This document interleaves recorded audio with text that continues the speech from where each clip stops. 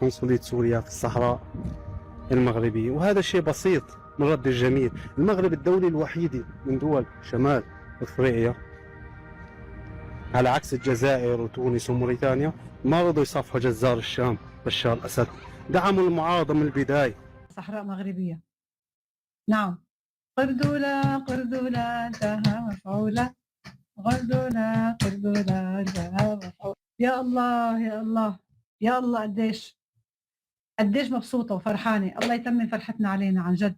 مبارك مبارك فتح السفارة المغربية في سوريا. حبايب قلبنا وروح قلبنا المغاربة اللي هلأ حتفتح سفارتهم في سوريا، وإن شاء الله إذا الله راد إنه إذا بقدر أطلع أكون موجودة وقت افتتاح السفارة السورية بالمغرب إن شاء الله. الحمد لله رب العالمين.